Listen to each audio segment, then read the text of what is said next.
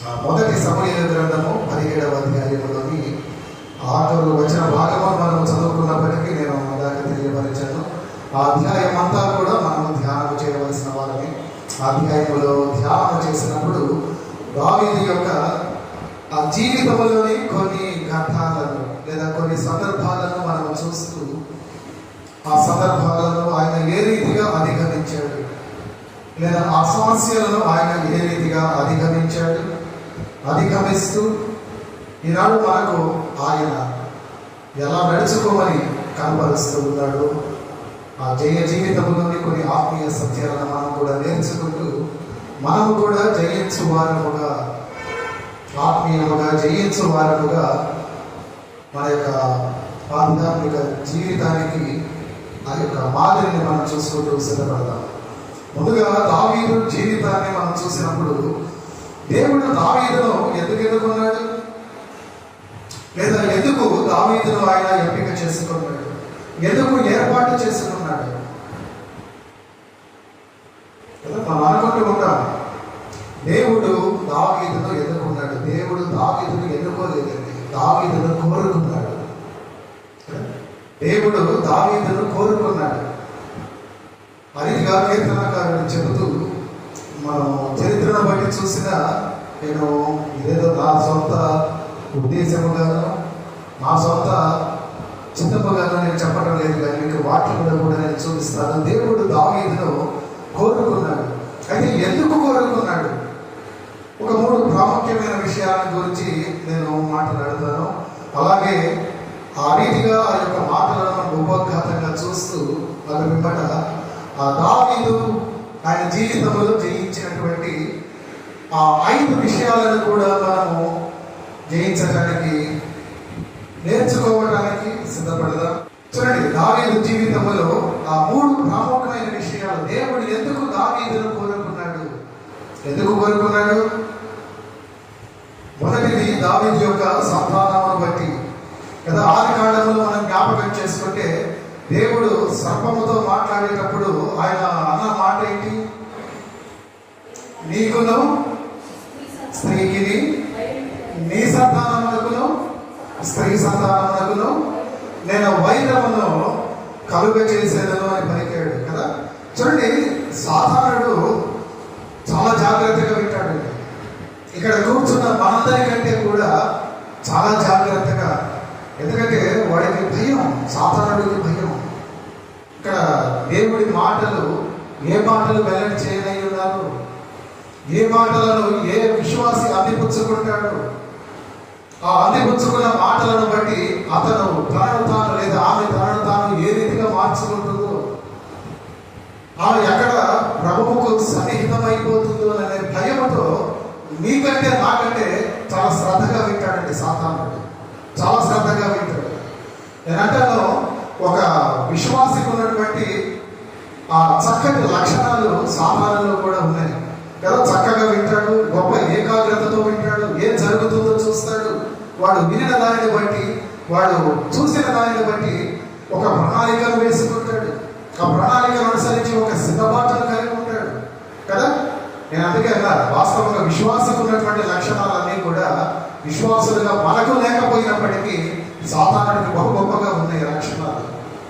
అయితే చూడండి, ఎప్పుడైతే ఆ సాధారణుడు అపవాది ఎప్పుడైతే దేవదేవుడి మాటలు విన్నాడో, వాడు ఆ అనాది కాలంలోనే వాడి ప్రణాళికను కూడా వాడు ఆచరించడం, ఆ ప్రణాళికను కూడా అమలులో పెట్టడం ప్రారంభించాడు కదా. ఎలాగంటే చూడండి, ఎప్పుడైతే ఆ స్త్రీ సంతానము, ఇంగ్లీష్లో మాట చాలా బాగుంటుంది అంటారు, seed of a women, the seed of women.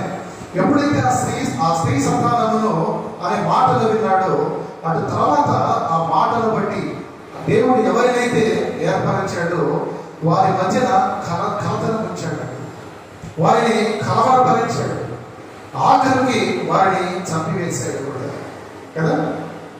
మనం చూస్తే కయ్యనతో మొదలైంది కదా. కయ్యన ద్వారా హేబెల జీవితం నుండి మొదలైంది. ఎప్పుడైతే స్త్రీ సంతానము అని దేవుడు పలికాడో, దేవుడి యొక్క ప్రణాళిక ఒక పక్కన అమలు జరుగుతూ ఉంటే, ఆ మాటలు విన్న సాతానుడు కూడా అతని ప్రణాళికను అతను కూడా అమలు చేస్తూ వచ్చాడు కదా.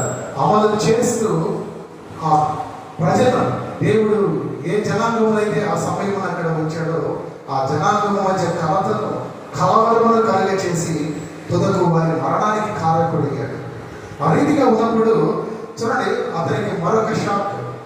దేవుడు అబ్రహాము సంతానం అని పిలవడం ప్రారంభించాడు కదా.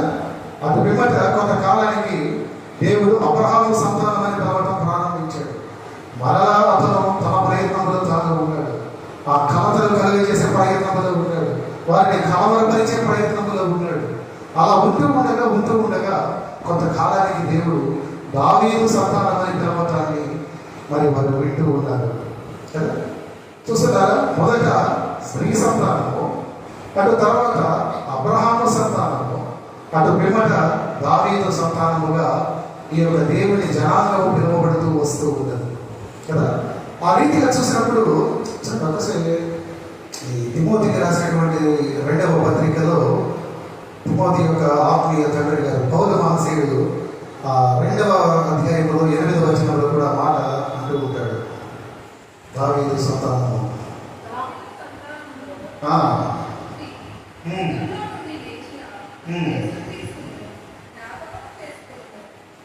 చాలు కదా. దావీదు సంతానము నుండి పుట్టిన ఆ స్త్రీ సంతానము, అటు పిమ్మట అబ్రహాము సంతానము, అటు పిమ్మట దావీదు సంతానముగా ఈ జనాంగము పిలువబడుతూ వచ్చింది. చూసినప్పుడు సాతానుడు స్త్రీ సంతానములో ప్రయత్నించాడు, కానీ విఫలమయ్యాడు. అలాగే అబ్రహాము సంతానములో ప్రయత్నించాడు, విఫలమయ్యాడు. దావీదు సంతానములో కూడా ప్రయత్నించాడు కదా. రాజులందరినీ అతను విభాగించాడు. అయినప్పటికీ దేవుని చిత్తమే మనకు నెరవేరినట్లుగా కనబడుతుంది కదా. మనం చూసినప్పుడు ఎందుకు దేవుడు దావీదును కోరుకున్నాడు అంటే, మొదటిది దావీదు యొక్క సంతానమును బట్టి కోరుకున్నాడు. రెండవది దావీదు యొక్క సేవను బట్టి దేవుడు దావీదును కోరుకున్నాడు. ఒకసారి కీర్తనల గ్రంథము 78వ సంకీర్తనం చదవండి. 78వ సంకీర్తనలో 70వ చరణంలో మనం చూసినప్పుడు అక్కడ రాయబడి ఉన్న మాటలు, కీర్తనల గ్రంథము 78వ సంకీర్తన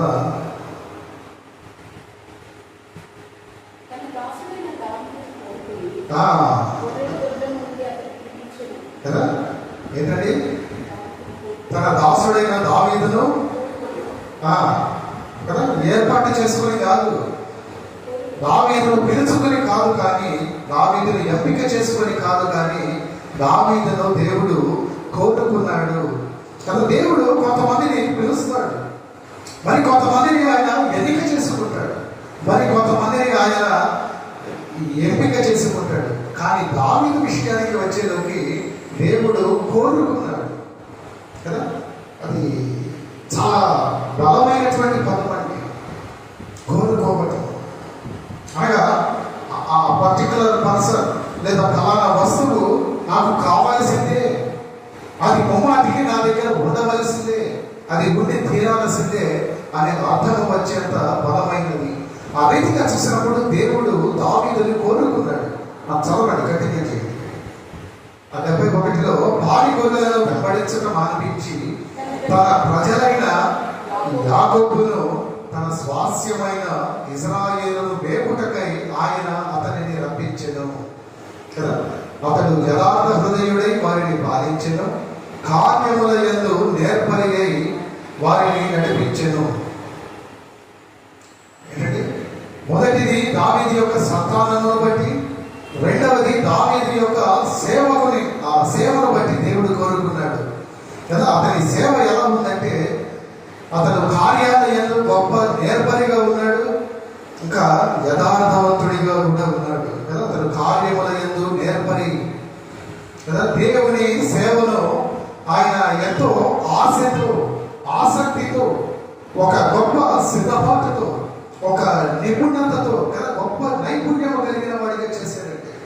ఏదో ఆషామాషిగా చేయాల, ఏదో చెయ్యాలి కనుక చెయ్యలేదు, ఎవరు ప్రోత్సహిస్తున్నారు కనుక చేయలేదు, ఎవరు ప్రోద్బలం చేస్తున్నారు కనుక చేయలేదు. కానీ గొప్ప సిద్ధపాటును కలిగి, కొంతగా ఎంతో నైపుణ్యాన్ని కలిగి, ఎంతో నిపుణత కలిగి, గొప్ప నేర్పరి వలె అతడు దేవుడు తనకు అప్పగించినటువంటి కార్యాలను చేశాడు. అతడు గొప్ప సేవ చేశాడండి దావీదు. కదా. దేవుడి సేవను మనము అలక్ష్యముగా అజాగ్రత్తగా చేయకూడదండి. చూడండి, అలా చేస్తే మనం శాపగ్రస్తులం అవుతామని దేవుని వాక్యము మనకు సాధిస్తుంది కదా.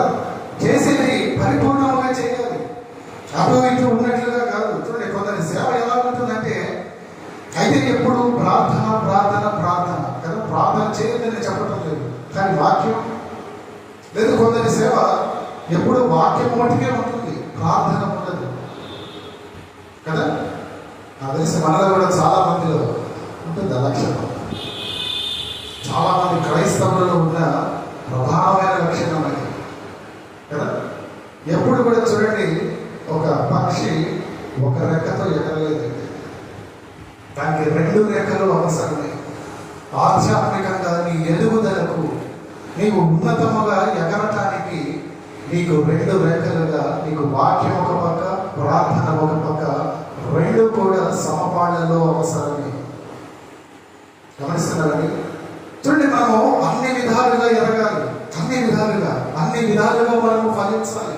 నేర్పరుల వలె దావీదు మనకు అటువంటి గొప్ప నేర్పరిగా ప్రభువు సేవలు చేయటంలో, దేవుడు ఆయనకు అప్పగించిన బాధ్యతను నెరవేర్చడంలో అటువంటి గొప్ప నేర్పరితనమును, గొప్ప నైపుణ్యతను అతను మనకు ప్రదర్శించిన వాడిగా కనబడుతూ ఉన్నాడు కదా. కొందరి సేవ ఎలా ఉంటుందని ఇలా చూసినప్పుడు వారికి నచ్చిన విభాగములనే వారు సేవ చేస్తారు కదా. వారికి నచ్చని విభాగములో అటువైపు కనీసం చూడరు. అలా కాదు, అది నీకు నచ్చిన భాగంలోనే నువ్వు సేవ చేస్తున్నావు అంటే, నీకు నచ్చని దగ్గరకు నువ్వు పోవటం లేదు, లేదా నువ్వు చేయవలసిన పనిని నీకు నచ్చలేదు కనుక నువ్వు చేయటం లేదు అంటే అక్కడ నీ స్వార్థము కనిపిస్తున్నది తప్ప దేవుని పట్ల నీ సేవ, దేవుడు నీకు ఇచ్చిన సేవ కనబడటం లేదు. అర్థమవుతున్నదండి నా మాట? అనగా ఒక సంఘముగా మనం సేవ చేస్తున్నప్పుడు సంఘము ఎన్ని విధముల పరిచర్య చేయాలో ఆ ప్రతి పరిచర్య కూడా సంఘములో ఉండాలి, ప్రతి పరిచర్య ఉండాలి. నేను సంఘానికి వచ్చినప్పుడు ఎందుకు చెబుతున్నా, మనం ప్రతి వారము సువార్తకు వెళదాం, కనీసం నెలలో 1 వారము మనం సువార్తను ప్రకటిద్దాం కదా. ఇప్పుడు ఎండాకాలం VBS మనం ప్రారంభించాలి. ఇవన్నీ సంఘం విషయంలో సంఘపక్షముగా మనం చేయవలసిన సేవ. అది పాస్టర్ గారు మీరే చూసుకోవాలి, నేను చూసుకుంటాను, కానీ నాకు సంఘముగా సహకారం ఖచ్చితంగా అవసరం. అన్ని విధముగా దావీదు అన్ని విషయములలో నేర్పరిగా తన బాధ్యతను దేవుడు ఆయనకు అప్పగించిన పనిని చేసిన వాడిగా ఉన్నాడు. ఏ ఒక పక్కనో లేదా అతనికి నచ్చిన పక్కనో చేయలేదు, లేదా ప్రారంభించిన పనిని కొంత మట్టుకు చేసి కొంత అలాగే ఆ స్లైట్లీ అన్ఫినిషియల్గా మిగల్చలేదు.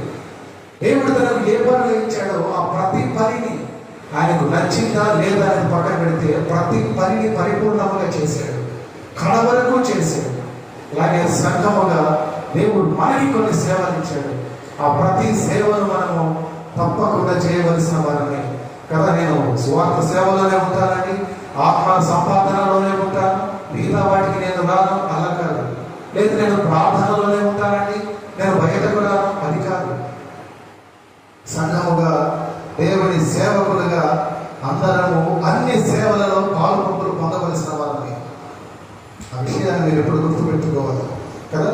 సేవలు అనేక రకాలండి. ప్రార్థన సేవ ఉంటుంది, సువార్త సేవ ఉంటుంది, అర్థమవుతున్నదా? సహవాసం అనే సేవ, బలపరచడం అనే సేవ కదా. సేవకులకు సేవ చేయడం అనే సేవ, ప్రతి సేవ ప్రతి సంఘము జరిగించాలి.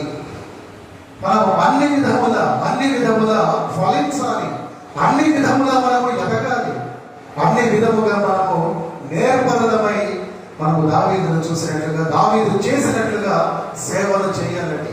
వ్యక్తిగతముగా నీకు అప్పగించిన పనులు, నీవు సంఘముతో కూడి ఉన్నప్పుడు సంఘపక్షముగా నీకు అప్పగించిన పనులు, నీ ప్రతి సేవలను నీవు పరిపూర్ణముగా చేయవలసిన వాడు, చేయవలసిన వాడై ఉంటూ ఉన్నావు కదా. రీతిగా దావీదు యొక్క సంతానమును బట్టి దేవుడు మొదట కోరుకున్నాడు, రెండవది దావీదు యొక్క సేవను బట్టి కోరుకున్నాడు, మూడవది మనం చూసినట్లయితే దావీదు యొక్క సాక్ష్యమును బట్టి. ఏంటంటే దావీదు యొక్క సాక్ష్యం పెద్ద గొప్ప సాక్ష్యమా అండి కదా. బెత్షెబాతో ఆయన చేసినది మీకు తెలియదా, నాకు తెలియదా? మరి ఎలా చెబుతారండి దావీదు యొక్క సాక్ష్యం అని? పోనీ మమ్మల్ని ఏం నేర్చుకోమంటారు? నేను చూపిస్తానండి.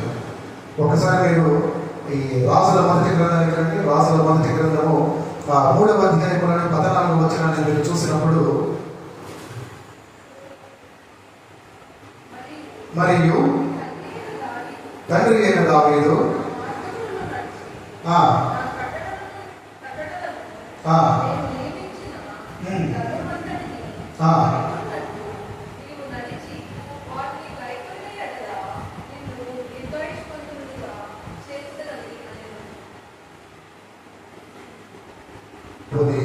ఇదే రాజుల గ్రంథంలో 15వ అధ్యాయం, ఒకసారి 15వ అధ్యాయంలో 4వ వచనాన్ని చూస్తే, ఇందాక మనం చదువుకుని కూడా ఏమి వ్యర్థము కాదు కదా. అతను నమ్మకముగా నడుచుకున్నాడు. సమాధి చదివినట్లు ఆ 3:14లో అక్కడ ఉన్న మాటలను బట్టి అతను నమ్మకముగా నడుచుకున్నాడు. ఇప్పుడు 15:4 మీరు చూసినట్లయితే, దావీదు హిత్తీయుడైన ఊరియా సంగతి యందు తప్ప, అండర్లైన్ చేసుకున్నాడు కదా, ఊరియా సంగతి యందు తప్పక తన జీవిత దినములన్నీ కూడా తన యెహోవా దృష్టికి యథార్థముగా నడుచుకున్నాడు. చదవండి, యెహోవా అతనికి ఇచ్చిన ఆజ్ఞలలో దేని విషయమందును తప్పిపోకుండా ఉన్నాడు కదా. సామాన్య మానవుడేనండి, నీలాగా అలాగా ప్రత్యేకమైన వాడే కాదు, ప్రత్యేకమైన పుట్టుక కాదు. నీ వలె నా వలె లోకంలో అతను పుట్టాడు, నీ వలె నా వలె జీవించాడు. కానీ తప్పులు చేసే విషయంలో మటుకు నీలాగా నాలాగా ఉండలేదు కదా. చూడండి, ఆత్మదేవుడు రాయించిన మాట, ఊరియా సంగతి యందు తప్ప తన జీవిత దినములన్నీ కూడా అతను యెహోవా దృష్టికి యథార్థముగా నడుచుకున్నాడు. ముందు భాగంలో మనం చదువుకున్నప్పుడు అతను నమ్మకముగా ఏ ఆజ్ఞలలో కూడా తప్పిపోకుండా నడుచుకున్నాడు కదా. అప్ప చెప్పిన పనిని చెప్పినట్లుగా చేసే గొప్ప నమ్మకస్తుడైన పనివాడిగా నడుచుకున్నాడు కదా.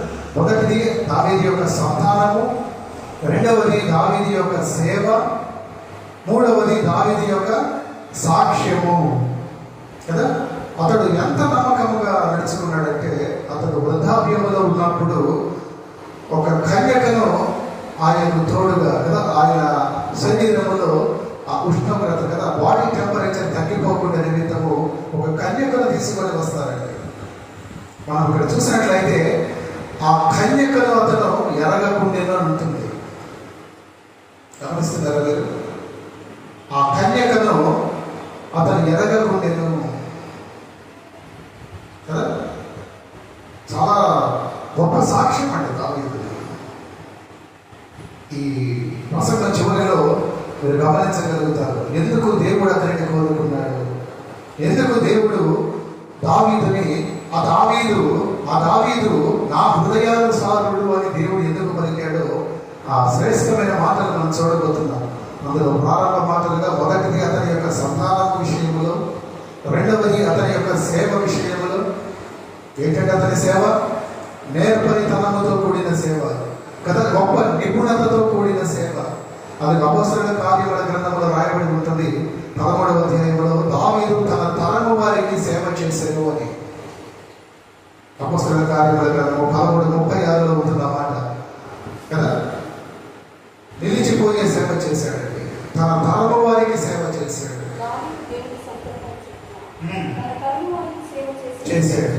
కాదు సార్ కదా. నేను మాటలు ఎందుకు చెబుతున్నానంటే, ఈ తరము వారికి మనం చేయాలి.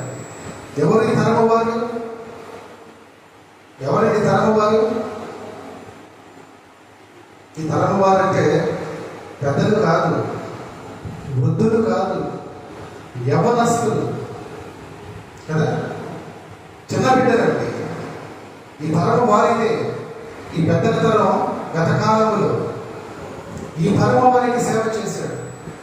ఆయన హయాంలో ఆయన తరం వారికి సేవ చేశాడు. మీకు అర్థమయ్యే పరిభాషలో చెప్పాలంటే VBS కూడా నడిపాడు, యూత్ మీటింగ్స్ కండక్ట్ చేశాడు. ఎందుకు? ఇవాళ పిల్లలు రేపటి యవనస్తులు అటు తర్వాత పెద్దలు. ఆ పెద్దలలో కొందరు సంఘ పెద్దలు అవుతారు, రీతిగా దేవుని యొక్క పరిచర్య, ఆ పరంపర కదా, ఆ కంటిన్యూటీ, ఆ ఫ్లో ఆగిపోకుండా ఆ సేవ నిలిచిపోయి ఉండేలాగున, ఆ సంఘము తరతరములకు ముందుకు కొనసాగులాగున, దేవుడి కొరకు విశ్వాసులను అది సంపాదించలాగున ఆయన తరము వారికి సేవ చేశాడు. గొప్ప నేర్పరిగా సేవ చేశాడు. ఆ విషయాన్ని మనం గుర్తుపెట్టుకోవాలి కదా. ఏదో ఆదివారం వస్తున్నాం, మన మటుకు మనం కొంత ఆత్మీయ ఆహారాన్ని కుదిరితే కొంత భౌతికమైన ఆహారాన్ని భుజిస్తున్నాం, వెళ్ళిపోతున్నాం అంటే కాదు. సంఘ విషయంలో ఉన్న ప్రతి సేవను మనం జరిగించాలి. మన కొరకు కాదు, ఈ సంఘము ముందు తరాలకి కొనసాగలాగునా, ముందు తరములు కూడా ఈ సంఘము పట్ల, ఈ సంఘము ద్వారా దేవుడు కనపరచబడేలాగునా ఈ తరము వారికి మనం సేవ చేయాలి. ఈ తరము వారికి, ఈ యవనస్తులకు మనం సేవ చేయాలి. ఆ చిన్న బిడ్డలకు మనం సేవ చేయాలి. అట్లా సేవ చేసిన వాడు దావీదు. అలాగే మూడవది, అతని సేవతో మాత్రమే కాక అతని సాక్ష్యమును బట్టి కూడా దేవుడు కోరుకున్నాడు.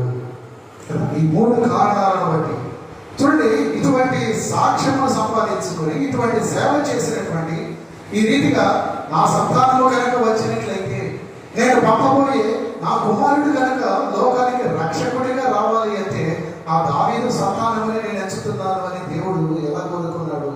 ఎందుకు కోరుకున్నాడు అంటే, ఆయన జీవితంలో ఆయన అనుసరించిన కొన్ని సందర్భాలలో, ఆయన యొక్క నడతను బట్టి, ఆయన జయించిన కొన్ని విషయాలను బట్టి దేవుడు ఆ రీతిగా కోరుతూ ఉన్నాడు. అలా చూసినప్పుడు చూడండి, దావీదు అతని జీవితంలో మొదటగా ఒక బాలుడిగా ఉన్నాడు. బాలుడి నుండి అతని క్యాడర్ ఎలా ప్రమోట్ అయింది?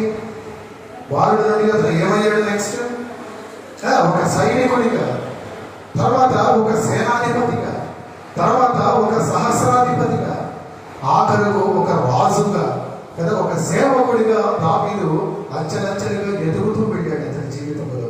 అలా వెళ్ళినటువంటి దావీదు 5 విషయాలను జయించాడు. 17వ అధ్యాయాన్ని మీరు తీసిపెట్టుకోండి. మొదటి సమూయేలు గ్రంథంలో ఆ 17వ అధ్యాయంలో ఉన్న ఆ 5 విషయాలను మనం చూడబోతున్నాం. నేను మొదట ఆ విషయాలు చెబుతాను, మీరు రాసుకోండి, లేదంటే జాగ్రత్తగా మీరు గుర్తుపెట్టుకోండి. మొదటిది, ఆ 17వ అధ్యాయంలో అతను జయించినటువంటి మొదటి విషయము, అతను సింహమును జయించాడు. అతను సింహమును జయించాడు. రెండవది, ఈ అధ్యాయంలో ఉన్నది కానీ కీర్తనల గ్రంథము 18లో రాయబడి ఉన్నమాట, అతను సర్పమును జయించాడు. అయితే దానికి సాదృశ్యంగా ఒక సన్నివేశం ఈ 17వ అధ్యాయంలో మనకు కనబడుతుంది కనుక సర్పమును జయించాడు. మూడవది, అతని సోదరులను అతను ఎదుర్కొన్నాడు. ఎదుర్కోవటమే కాదు కానీ వారిని కూడా అతను జయించాడు. నాలుగవది, సౌలును. దావీదు అతని జీవితంలో ఎవరినైనా ఎక్కువ కాలం ఎదుర్కొన్నాడు అంటే అది సౌలును కదా. సౌలును ఎదుర్కొన్నాడు, ఆ సౌలును ఆఖరుకు జయించాడు. ఐదవది, అతను సాఫల్యతను జయించాడు. రాసుకోండి, మీకు అర్థం కాకపోయినా రాసుకోండి, లేదని గుర్తుపెట్టుకోండి. మొదటిది సింహమును జయించాడు, రెండవది సర్పమును జయించాడు, మూడవది సహోదరులను జయించాడు, నాలుగవది సౌలును జయించాడు, ఐదవది సాఫల్యతను జయించాడు కదా. అతడు నా హృదయానుసారుడు అని పిలువబడిన దావీదు, అతడు నేను కోరుకున్నవాడు అని పిలువబడిన దావీదు 5 విషయాలను జయించాడండి. ఆ విషయాలను మనం చూస్తాం. మొదటిది, అతను సింహమును జయించాడు. సింహమును జయించాడు. ఎలా? సింహమును ఎలా జయించాడు? ఎప్పుడు జయించాడు? ఎక్కడ జయించాడు? విషయాలను మనం చూసినప్పుడు ఎక్కడ నవ్య సింహం ప్రస్తావన 33, 34 లేదా 34, 35 వచనాలలో అవుతుంది. చూడండి, ఈ దావీదు భక్తుడు సింహమును ఎదుర్కొనే సమయానికి బాలుడిగా లేదా బాలుడి నుండి యవ్వనస్తుడిగా అతను ఆ మధ్య కాలంలో ఉన్నాడు. బాలుడి నుండి యవ్వనస్తుడిగా మారుతున్నాడు. ఆ యవ్వనస్తుడిగా ఉన్న సమయంలోనే అతను కాపరిగా పంపబడ్డాడు. కాపరిగా ఉన్న సమయంలోనే అతను తన తండ్రికి సేవకుడిగా కూడా ఉన్నాడు. సౌలుకు సేవకుడిగా కూడా ఉన్నాడు. తండ్రికే కాదు, సౌలుకు కూడా ఆ మాటల అధ్యాయంలో ఉంటాయి, మీరు ప్రాజెక్టులు లేక చదవండి. ఆ రీతిగా ఆ యవనస్తుడిగా, కాపరిగా, సేవకుడిగా పలు బాధ్యతలను నిర్వహిస్తున్నటువంటి ఆ యొక్క దావీదు చూడండి, మనము ప్రభువును నమ్మిన తర్వాత సాతానుడు మరి బలముగా మనల్ని ఎదుర్కోవటానికి ప్రయత్నం చేస్తూ ఉంటాడు కదా. అలా బలముగా వాడు మనల్ని ఎదుర్కోవటానికి ప్రయత్నం చేసేటప్పుడు వాడు ఎంచుకున్నటువంటి ఒక మార్గము గర్జన కదా, గర్జించటము, రోరింగ్ కదండి.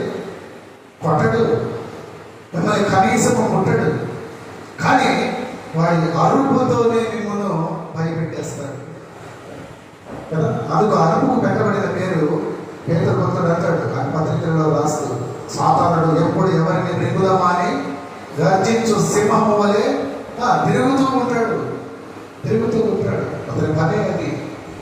అలా ఆ సింహమును ఎదుర్కొన్నటువంటి దావీదును మనం చూసినప్పుడు అతను దాన్ని ఎలా జయించండి చూడండి. ఎక్కడైనా మనము నమ్మకముగా ఒక పనిలో కొనసాగుతున్నప్పుడు సాతానుడు తప్పక మనలను వాడు భయపెడుతూ ఉంటాడు. ఎక్కడ నీవు ఆ పనిని త్వరగా జరిగించేస్తావు, ఎక్కడ ఆ పని పూర్తయిన విధానమును బట్టి, ఆ పనిని నువ్వు జరిగించిన విధానమును బట్టి ఆ దేవుడు కనపరచబడతాడు. దావీదు ఎలా నమ్మకముగా ఉన్నాడంటే చూడండి, అతనికి ఇచ్చిన చాలా చిన్న వాటిలోనే నమ్మకముగా ఉన్నాడు కదా. అతను ఏం చేశాడంటే, అతని తండ్రి దావీదు తండ్రి అతనిని పిలిచినప్పుడు అతడు తన గొర్రెలను వదిలేసి వచ్చాడా? చదవండి అక్కడ 34 వచనంలో చదవండి.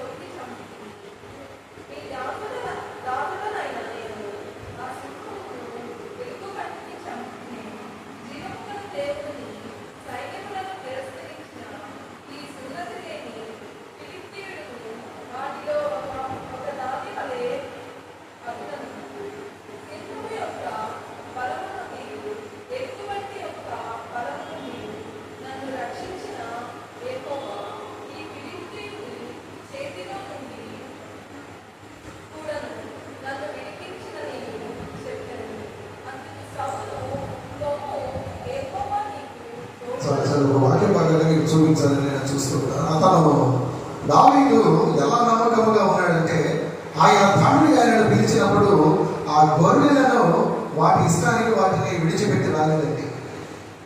అక్కడ రాయబడి ఉండే మాట ఏంటంటే, నేను వచ్చేంత వరకు ఈ గొర్రెలను నీవు మేపమని అతను పక్కనున్న మరొక కాపరికి వాటిని అప్పచెప్పి వచ్చినట్లుగా మనం చూస్తున్నాం. ఆ వాక్య భాగం చూడండి ఒకసారి. వాక్య భాగం కోసం చూస్తున్నాను, నెంబర్ కోసం చూస్తున్నాను.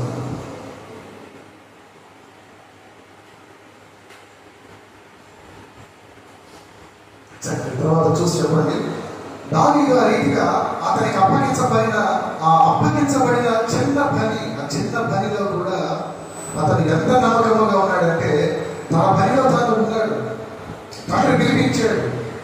అలా పిలిపించిన సమయంలో దావీదు ఆ గొర్రెలను విడిచిపెట్టి రాలేదు కానీ వాటిని వస్తూ మరొకరికి అప్పచెప్పి కదా, మరొక కాపరికి వాటిని అతను అప్పచెప్పి రావటాన్ని మనం చూస్తూ ఉన్నాం కదా. మనం చిన్న వాటిలో నమ్మకముగా ఉండాలండి. అలా నమ్మకముగా ఉన్నప్పుడే సాతానుడు గర్జిస్తాడు. ఇప్పుడు అలా గొర్రెలను అప్పచెప్పి వస్తున్నటువంటి ఆ దావీదును ఎదుర్కొన్నది ఎవరంటే, మొదటగా ఒక సింహము ఎదుర్కొంది కదా. దావీదు చూడండి, తండ్రి చెప్పగానే వెళ్ళాడు. ఆ తండ్రి మాటలన్నీ కూడా అందజేస్తున్నాడు. తండ్రి చిత్తమును నెరవేరుస్తున్నాడు. తండ్రి పిలవగానే వచ్చేస్తున్నాడు. మొత్తానికి తండ్రికి నమ్మకస్తుడిగా ఉంటున్నాడు. అలా నమ్మకస్తుడిగా ఉన్న సమయంలోనే అతడు సింహమును ఎదుర్కోవలసి వచ్చాడు కదా. ఎవరండి ప్రభువుకి ఎవరు నమ్మకస్తులు? ప్రభువుకు ఎవరు ఎవరు నా అనుకునేవారు? అంటే ఒక మత్తయి సువార్తలో ప్రభు పలికిన మాట కదా, కొందరు వచ్చి అదిగో నీ సహోదరుడు, అదిగో నీ తల్లి అన్నప్పుడు ప్రభు పలికిన మాట ఏంటి? ఎవరు సహోదరులు, ఎవరు నా తల్లి? నా తండ్రి చిత్తమని జరిగించు వారే నా సహోదరులు, నా సహోదరుని కదా, వారే. మీరు చెప్పే భౌతికమైనటువంటి ఈ వ్యక్తులు కాదు. ఎవరైతే నా తండ్రి చిత్తమని జరిగిస్తారో ఆ రీతిగా నా తండ్రి పనులను ఎవరైతే నమ్మకముగా ఉండి నడిపిస్తూ ఉంటారో, ఎవరైతే నమ్మకముగా చేస్తూ ఉంటారో వారే నా వారు. దావీదు ఆ రీతిగా తండ్రికి నమ్మకస్తుడిగా ఉన్నాడు. అలా నమ్మకస్తుడిగా నడుచుకుంటున్న సమయంలోనే సాతానుడు లేదా అక్కడ ఉన్నటువంటి మాటలు సందర్భాన్ని బట్టి చూస్తే సింహమును ఎదుర్కొన్నాడు కదా. మొదటిది అతను సింహమును జయించాడు. ఎలా జయించాడు అంటే ఆ జయించే సమయంలో అతను ఆ తండ్రి చిత్తమని నెరవేరుస్తూ ఉన్నాడండి. ఆయన తండ్రి అప్పచెప్పిన పని, నువ్వు వెళ్ళి గొర్రెలను మేపు పనిలో ఉన్నాడు. నమ్మకముగా తండ్రి చెప్పిన మాట చొప్పున చేస్తున్నాడు. తన తండ్రి ఇతను మరలా పిలిపించాడు. ఆ గొర్రెలను విడిచిపెట్టాక ఇది కూడా నాకు తండ్రి వలన కలిగిన ఆజ్ఞనే కదా, కనుక నేను దానిని కూడా నిర్లక్ష్యం చేయని ఆ గొర్రెల బాధ్యతను వేరొకరికి అప్పగించి అతను పరుగున తన తండ్రి దగ్గరకు రావటాన్ని మనం చూస్తూ ఉన్నాం. తండ్రి చిత్తమును జరిగిస్తూ అతడు సింహమును ఎదుర్కొన్నాడు. ఇంకొక పక్క తండ్రి చిత్తమును నెరవేరుస్తూనే అతడు సింహమును జయించాడు కదా. ఇక్కడ మనం ప్రధానంగా గమనించవలసిన మాట చూడండి, దేవుడి చిత్తమును జరిగించకుండా మనం సాధారణని జయించలేమండి. దేవుడి చిత్తమును మనం మొదట జరిగించాలి. అతడు తండ్రి చిత్తమును జరిగించాడు, జరిగిస్తూ ఉన్నాడు, సింహమును ఎదిరించగలిగాడు. ఈనాడు నీ తండ్రి అయిన దేవుడి చిత్తమును నీవు నెరవేర్చగలిగితే, ఆ చిత్తమును నీవు నడవగలిగితే సాతానుడు ఆ సింహమును నీవు కూడా తప్పక జయించగలవండి. ఈనాడు చాలా మంది సాతానుడు కదా ఆ సింహ గర్జనలకు భయపడిపోతున్నారు. ప్రారంభంలోనే వారు వెళ్ళిపోతున్నారు వెనక కంటే వారు తండ్రి చిత్తములో లేరు. అనగా తండ్రి దేవుడు వారికి అప్పగించినటువంటి బాధ్యతలలో వారు లేరు. మా మదరము ఎందుకు ఊరకే టైం పాస్ కోసం రాలేదు. ఎంతమంది అనుకుంటున్నారు మనం ఇక్కడ టైం పాస్ కోసం వచ్చామని? అటువంటి భావన మీద ఉంటే తీసివేసి మనం ఎక్కడి వాళ్ళమో ప్రభువు రక్తములు కడగబడి ఈ రీతిగా ఈ సంఘములో మనం సమకూర్చబడ్డామంటే ప్రతి ఒక్కరికి కూడా ఒక్కొక్క బాధ్యత ఇవ్వబడింది. ప్రతి ఒక్కరము కూడా ఒక్కొక్క పని కొరకు పిలువబడ్డారు. బహుశా ఆ పనిని నీవు గుర్తించడం లేదేమో కానీ నీవు తప్పక ఒక పని కొరకు పిలువబడ్డావు. నా మటుకు నేను ఒక పని కొరకు పిలువబడ్డా. మీ మటుకు మీరు వ్యక్తిగతంగా ఒక్కొక్కరు ఒక్కొక్క పని కొరకు పిలువబడ్డారు. ఒక్కొక్క తలాంతుతో మీరు దీవించబడ్డారు. మటుకు మన అందరము కూడా మరి వీటిని కలిగి ఉండి చేయవలసింది ఏంటంటే దేవుడి యొక్క చిత్తమును జరిగించడానికండి. ఆ చిత్తమును నీవు జరిగించడం లేదు. నీవు జరిగించడం లేదు కనుకనే ఇంకా నీవు సింహాన్ని ఎదుర్కోలేవు. అర్థమవుతున్నదండి? చూడండి, దేవుడి చిత్తానికి మనం విరుద్ధంగా నడుచుకుంటూ నేను సాధారణుడిని లేదా సింహమును జయిస్తానంటే కుదరదు. దేవుడి చిత్తమును జరిగించు వాడి ఆ సింహమును జయించగలరు. ఇందుకే దేవుడి చిత్తం ఏంటండి? ఏంటి దేవుడి చిత్తము? మనం జాగ్రత్త నుండి పారిపోవాలి. ఏంటంటే దేవుడి చిత్తము? మనము దొంగిలించకూడదు. ఏంటంటే దేవుడి చిత్తము? మనము అబద్ధములు ఆడకూడదు. ఏంటంటే దేవుడి చిత్తము? మనం ఎవరైనా నుండి పారిపోవాలి కదా. ఏంటంటే దేవుడి చిత్తము? మనం ప్రతి విషయంలో కృతజ్ఞత కలిగి ఉండాలి. ఏంటంటే దేవుడి చిత్తము? మనము దేవుడి వాక్యము చేత పరిశుద్ధపరచుకోవాలి. ఏంటంటే దేవుడి చిత్తము? ఆయన వాక్యానుసారముగా మనం నడుచుకోవాలి. ఏంటంటే దేవుడి చిత్తము? ఆయన ఆజ్ఞలను మనము గైకొనాలి. నన్ను ప్రేమించేవారు నా ఆజ్ఞలను గైకొంటారు. ఏంటంటే దేవుడి చిత్తము? మనం సహవాసమును విశ్వాసమును కలిగి ఉండాలి. ఏదంటే దేవుడి చిత్తము? ప్రతిరోజు మనము ప్రార్థన చేయాలి. ఏదంటే దేవుడి చిత్తము? ప్రతిదినము మనము ఆయనతో నడవాలి. ఏదంటే దేవుడి చిత్తము? మనం పరిశుద్ధ పరివారముగా మనము జీవించాలి. ఏదంటే దేవుని చిత్తము, మనము నిరీక్షణ కలిగి ఉండాలి. ఇదంటే దేవుని చిత్తము. మీరు ఒక లిస్ట్గా తయారు చేసుకుంటే ఈ విషయాలలో మీరు వేటిలో తప్పిపోయారు, మీరు ఏ ఏ విషయాలలో నిలిచి ఉన్నారు, మీరు ఏ విషయాల్లో మీరు తప్పిపోయారు. మటుకు ప్రతి విషయము కూడా దేవుని చిత్తం. అంటే మీరు ప్రతి విషయంలో కూడా మీరు అధిగమించాలి. ప్రతి విషయాన్ని మీరు జరిగించిన వారుగా ఉండాలి. ఆ ప్రతి విషయాన్ని మీరు జరిగించినప్పుడే ఆ సింహముగా గర్జించు సాతానాన్ని మీరు ఎదిరించగలరు. దావీదు తండ్రి పనిలో ఉన్నాడు, తండ్రి చిత్తమును నెరవేరుస్తున్నాడు. అలా నెరవేరుస్తున్న సమయంలో సింహమును ఎదుర్కొన్నాడు. కానీ సింహం అతనిని ఏం చేయలేకపోయింది. సరికదా అతను సింహమును జయించాడు. మరి నీవు ఓడిపోతున్నావు. కారణం నీవు తండ్రి చిత్తమును నెరవేర్చడం లేదు. ఏదో విషయంలో నువ్వు జారిపోయావు. ఇలాగ మనం చదువుకున్న కీర్తన భాగం 143 అందులో 10వ వచనంలో కూడా దావీదు ప్రార్థన. ఆ కీర్తన భాగం అందులో 10వ వచనంలో మాట చూడండి. నా దేవా, నీ చిత్తము నెరవేర్చుట నాకు నేర్పుము. చదవండి. నీవే నా దేవుడవు.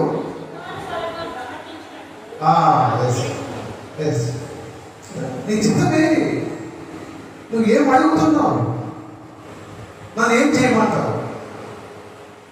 నువ్వు ఏది కోరుకుంటున్నావు? నన్ను పిలుచుకున్నావు, నన్ను కోరుకున్నావు, ఇప్పుడు నన్ను ఏం చేయమంటావు? దేవుడు మనల్ని పిలుచుకున్నాడు, మనల్ని కోరుకున్నాడు, ఇక్కడ ఈ రీతిగా ఏర్పాటు చేశాడు. ఇప్పుడు నేను ఏం అడుగుతున్నాడు? ఆయన అడిగినవి, ఆయనకు కావాల్సినది ఎప్పుడో నీకు లేఖనాల్లో బయలుపరిచేశాడు. అది చిత్తమైంది. ఆయన ఎదురు చూస్తున్నది ఆ చిత్తములో నువ్వు నడుస్తున్నావా లేదా, ఆయన చిత్తము చొప్పున నువ్వు జరిగిస్తున్నావా లేదా అన్నది. అలా నువ్వు చేయగలిగిన నాడు, అలా నువ్వు నిలబడగలిగిన నాడు, దేవుడి చిత్తము చొప్పున నువ్వు చేసిన నాడు సాతానుడిని జయిస్తాడు. ఆ సింహమును మీరు జయించగలరు కదా. చూడండి, రెండవది అతను మొదటిది దేవుడి లేదా తండ్రి యొక్క చిత్తము చొప్పున నడుస్తున్నాడు. రెండవది తండ్రి యొక్క ఇష్టము చొప్పున చేస్తున్నాడు. ఏంటి తండ్రి ఇష్టము అంటే ఆయన గొర్రెలు కదా. ఈ చూడండి, ఈ సింహాన్ని ఎలా, ఏ సమయంలో, ఎటువంటి పరిస్థితుల్లో ఎదుర్కొన్నాడంటే, ఒకరోజు ఒక సింహము వచ్చి సహోదరి 34లో లేదా ఒక గొర్రె పిల్లని ఎత్తుకొని పోతున్నది. కానీ తండ్రికి ఇష్టం ఏంటంటే మొదట దావీదు విషయంలో తండ్రి చిత్తము. ఇప్పుడు ఆ దావీదు ఏది చేస్తున్నాడు అంటే తండ్రి ఇష్టము చొప్పున చేస్తున్నాడు. ఏంటి తండ్రికి ఇష్టం అంటే ఆయన గొర్రెలు చెదిరిపోకూడదు, ఆయన గొర్రెలు చెదిరిపోకూడదు కదా. ఆ గొర్రెలు ఎప్పుడు కూడా దేవుని వాక్యము చేత, ఆ వాక్యం అనబడిన ఆ మేపుదలలో ఉండాలి, అవి మేపబడాలి. అది దేవుని ఇష్టము, ఆయన చిత్తం. అది తోడేలు వస్తాయి, చెదిరిపోకూడదు. ఎన్నో ఇబ్బందులు వస్తాయి, బెదిరిపోకూడదు. దావీదు తండ్రి ఇష్టమును కూడా నెరవేరుస్తున్నాడు. తండ్రి చెప్పాడు, వెళ్ళాడు అంటే తండ్రి చిత్తమును జరిగిస్తున్నాడు. తండ్రి చెప్పిన పని తండ్రికి ఇష్టము, ఆ తండ్రికి ఇష్టమును కూడా నెరవేరుస్తున్నాడు. ఆయన గొర్రెలను మేపుతున్నాడు. అవి చెదిరిపోతే అవి చెదిరిపోకుండా అందుకు కారణమైన సింహమును అతను జయించుకొని వస్తూ ఉన్నాడు కదా. చూడండి, ఏదైనా ఒకటి గొప్ప కోపములు లేదా గొప్ప వేదనతో, గొప్ప ఆగ్రహంతో దేవుడు దేనిని వ్యతిరేకిస్తూ ఉన్నాడంటే అది సహోదరుల మధ్యన కలహం చేసేవారినండి. ఈ సంఘములో ఈ సహోదరుల మధ్యన కలహం చేసేవారిని దేవుడు చాలా ఉగ్రముగా ఎదుర్కొంటాడు. ఆ విషయాన్ని మనం అడగకూడదు కదా. అప్పుడు చూడ దావీదు సింహమును దాన్ని వేటాడి అతను చంపినట్లుగా మనం చూస్తున్నాం కదా. దేవుడు నేను చెప్పినట్లు ఒక ఉద్దేశపూర్వకంగా ఈ సంఘంలో వచ్చాడండి. ప్రతి ఒక్కరు ఆయనకు అవసరమే.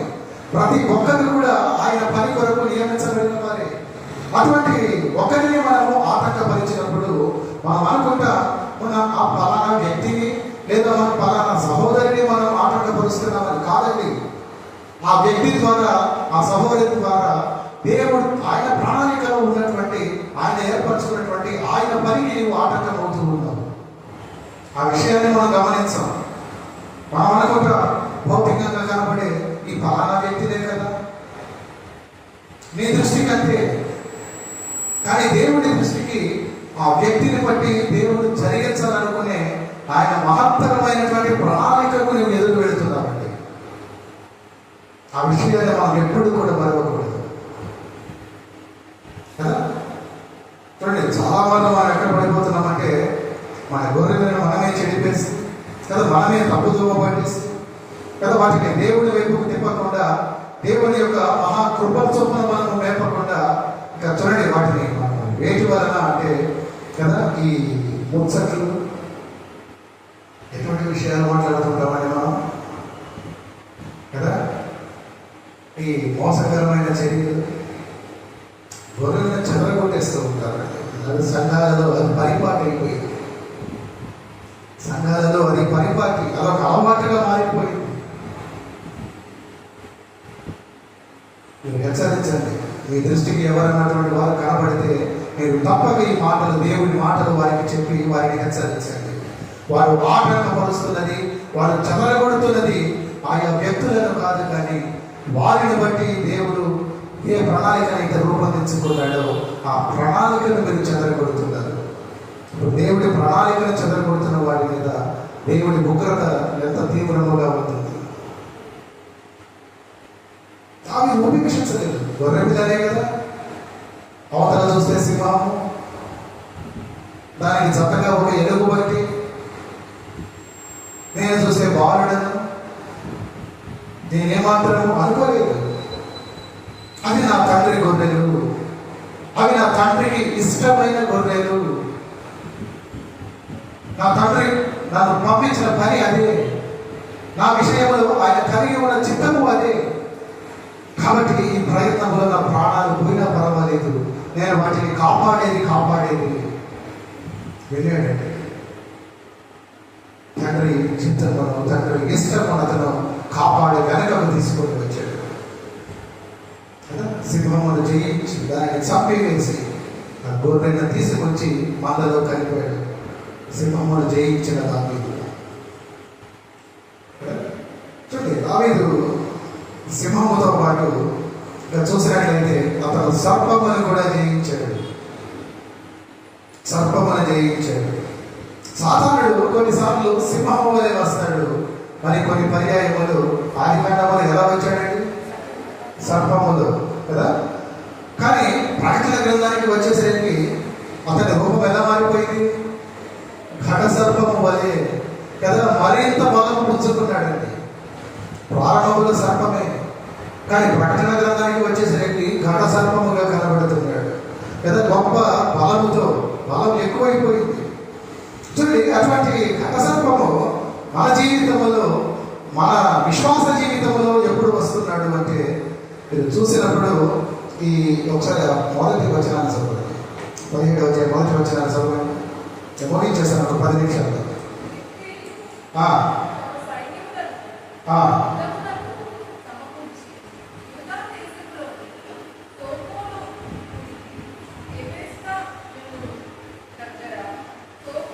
షోకోను అజేకాకును మధ్యను దిగి ఉండగా సౌలును ఇజ్రాయేలీయులను కూడి వచ్చి ఏలా లోయలో దిగి ఫిలిష్తీయులకు ఎదురుగా ఈ యుద్ధ పంక్తులు తీర్చి ఫిలిష్తీయులు ఆ తట్టు పర్వతము మీదను, ఇజ్రాయేలీయులు ఈ తట్టు పర్వతము మీదను నిలిచి ఉండగా ఉభయుల మధ్యలో ఒక లోయ ఉండేను. ఈ సర్పము ఎలా వచ్చాడు, ఎంత తెలివితో, ఎంత చూడండి, ఎంత కపటముతో వచ్చాడంటే, ఎంత కుయుక్తితో వచ్చాడంటే కదా. దేవుని ప్రజలు అతను ఎప్పుడు వచ్చాడనేది నేను చూసినట్లయితే ఆ సందర్భంలో అక్కడ ఉన్నటువంటి ఇదిని బట్టి దేవుని ప్రజలు చల్లారిపోయినప్పుడు వచ్చాడు. ఇశ్రాయేలీయులు చల్లారిపోయారు, వారి పనిలో వారు చల్లారిపోయారు కదా. దేవుని ప్రజలు సేవలో చల్లారిపోయారు. చూసారా, ఆ సర్పము ఎంచుకున్నటువంటి సమయం ఎలా ఉందంటే, ఏ సందర్భంలో వారి యొక్క కుయుక్తి అక్కడ మీరు చూసినట్లయితే అదంతా మీరు చదివితే మీకు అర్థమవుతుంది. తర్వాత చదవండి ఇప్పుడు కాదు కదా. అక్కడ సర్పము యొక్క కుయుక్తి మనకు కనబడుతుంది. ఎప్పుడు వాడు లేదా ఆ సర్పము వచ్చిందంటే, ఆ సేవలో ఎప్పుడైతే దేవుని ప్రజలు చల్లారిపోయారో, వారు చల్లారిపోయినప్పుడు వచ్చారు. రెండవది, వారి దేవుని నాయకులు చంచలమైపోయినప్పుడు సర్పము ఆ రూపంలో మనకు అక్కడ కనబడుతూ ఉంటుంది. ఎందుకు నేను చెబుతానండి, జాగ్రత్తగా వినండి. అక్కడ రాయబడి ఉన్న మాట, సౌలు ఈ ప్రేతాత్మతో కదా, ఈ అపవిత్రాత్మతో నిండి ఉండి ఆ సౌలును వెంబడించే వారు కూడా వణుకుతూ వణుకుతూ వణుకుతూ సౌలును వెంబడిస్తున్నారు. అనగా దేవుడి ఏర్పాటులో దేవుడు ఏర్పాటు చేసుకున్నటువంటి నాయకుడు చంచల స్వభావం అయిపోయాడు. స్థిరత్వం లేదు. ఏంటంటే చంచలత్వం అంటే స్థిరత్వం లేని తనం కదా. స్థిరత్వం లేని వారిలో కాసేపు ప్రభువు, కాసేపు లోకము, కాసేపు లోకరక్షకుడు, కాసేపు లోక కాలక్షేపము, కాసేపు దేవుడి మందిరము, కాసేపు వారికి తెలియాలి వారు ఎక్కడ గడుపుతూ ఉంటారు. కాసేపు దేవుడి వాక్యము, కాసేపు ప్రార్థన, మరి కాసేపు ఈ రీతిగా కదా. చంచలత్వము, స్థిరత్వము లేనటువంటి వారు. ఈ స్థిరత్వము లేనటువంటి విధానము మరొక పక్క వారు చల్లారిపోయిన విధానం. దేవుడి ప్రజలు చల్లారిపోయారు. దేవుడి నాయకులు చంచలమైపోయారు. ఈ రెండు పరిస్థితులను బట్టి సర్పము అక్కడ పని చేయడానికి అవకాశం వచ్చింది. సర్పము అక్కడ పని చేయడానికి అవకాశం వచ్చింది.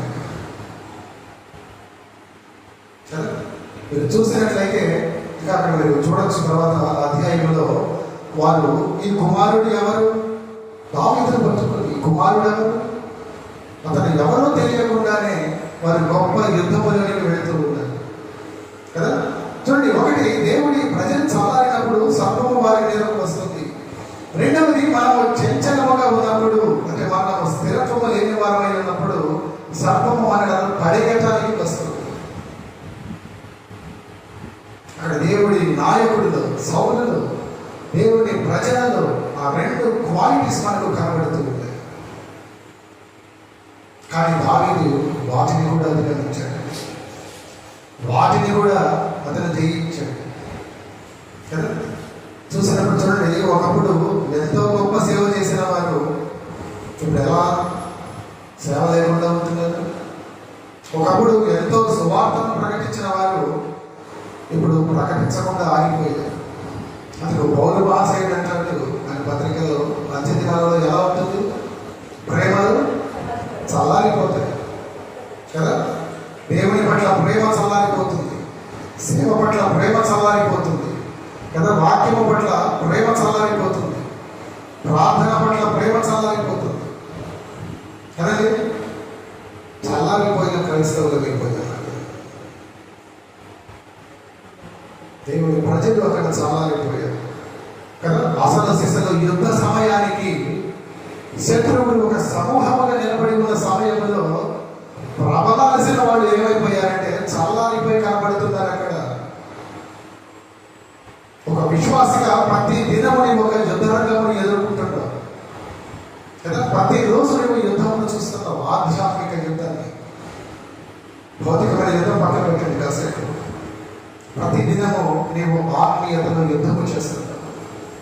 శత్రువుని వాకిట ఒక సమూహంతో నిలబడి ఉన్నాడు. నీ పరిస్థితి చల్లారిపోయావు, చల్లారిపోయారు కదా. చూడండి, అన్నిటికంటే రెండవది, వారి నాయకుడు కూడా చంచలముగా ఉన్నాడు కదా. అందుకు వారు భయపడిపోతున్నారండి. అక్కడ ఒక మాట తెలుసా, మీరు చూసినట్లయితే అక్కడ రాయబడి ఉన్న మాట, ఆ నేపథ్యంలో సమూయేలు కదా, ప్రవక్త అయినటువంటి సమూయేలు ఏడుస్తూ ఉంటాడు. ఎందుకు? దేవుడు ఏర్పాటు చేసినటువంటి నాయకుడు ఆ సౌలు యొక్క పనులకు సమూయేలు ఏడుస్తూ ఉంటాడు. దేవుడు దేవుడు సౌలును నిరాకరించినందుకు ఏడుస్తూ ఉంటాడు. నిరాకరిస్తాడంటే దేవుడు ఆయన ఎంచుకున్న ప్రజలు సేవలో చల్లారిపోయినప్పుడు, ఆయన నాయకులుగా ఎంచుకున్న వారు చంచలత్వములో ఉన్నప్పుడు దేవుడు తప్పక నిరాకరిస్తాడు. దేవుడు సౌలును నిరాకరించినందుకు సమూయేలు అక్కడ ఏడుస్తూ ఉంటాడు.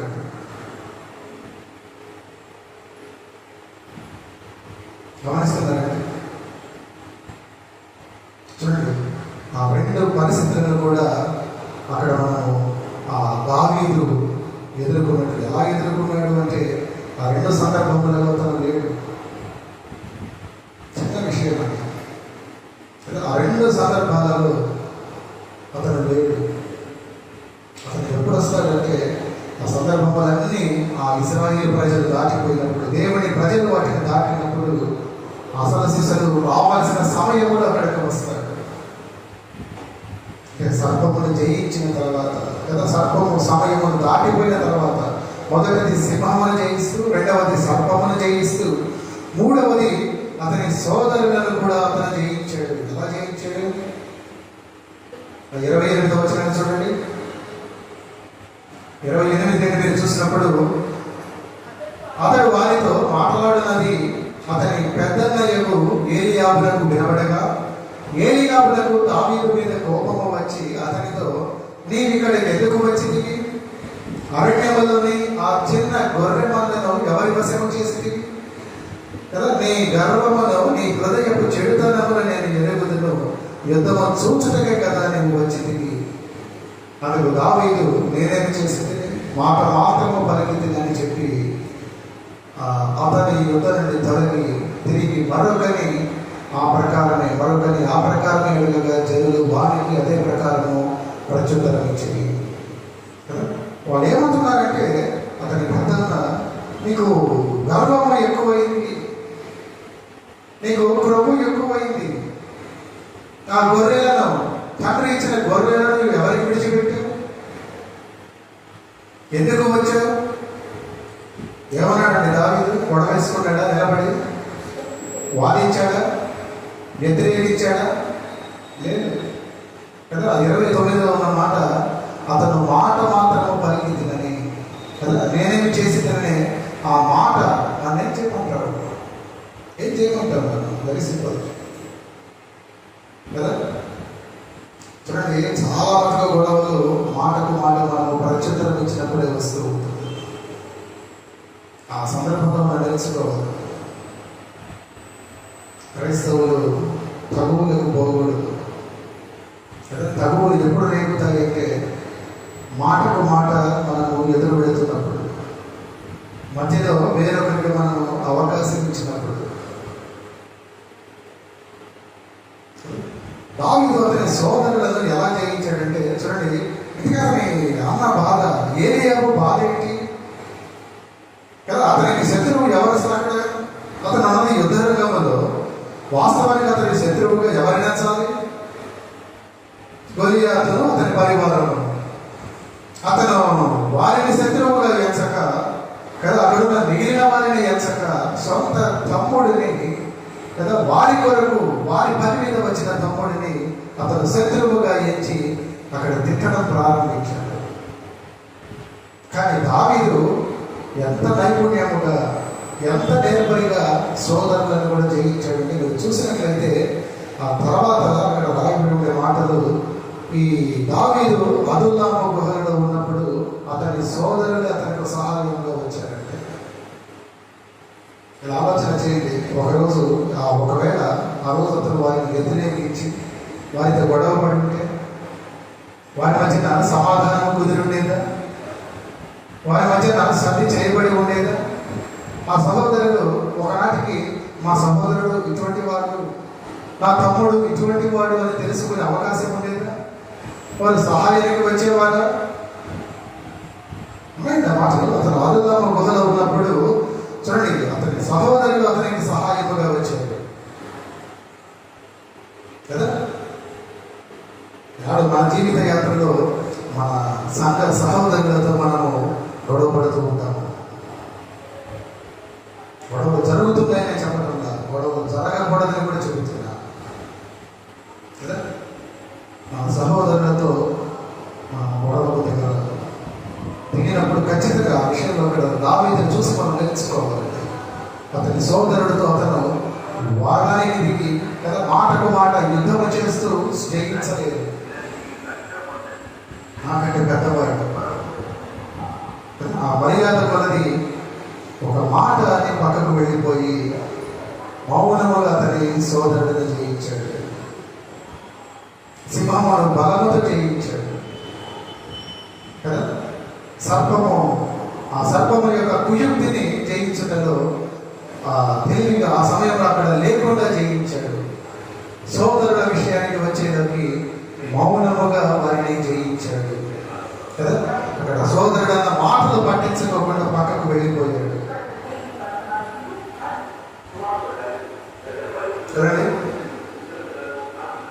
ఏం చేశాడు తెలుసా? చూడండి, ఆ సోదరుల గురించి సౌలుకు కూడా ఒక విషయం చెప్పలేదండి. సౌలుకి కదా వారి రాజుకి వెళ్ళగలిగే అవకాశం ఉండి, సౌలుకి ఆ మాట చెప్పగలిగే అధికారం ఉండి కూడా నా అన్న ఇలా చేశాడు, అకారణంగా నన్ను తిట్టాడు చెప్పలేదు. అంటే తన సహోదరుడికి ఎదురు పలకలేదు. తన సహోదరుడి గురించి రాజుకు ఫిర్యాదు కూడా చేయలేదు కదా. ఎంత ఉన్నతమైన లక్షణం అంటే కదా. ఎంత గొప్ప దాసుడు, అతను ఎలా గెలిచాడు, ఎలా జయించాడు. మనం అనుకుంటాం మాస్టర్ గారు మరి అలా పట్టించుకోకపోతే కదా అక్కడే నిలబడి వాదిస్తూ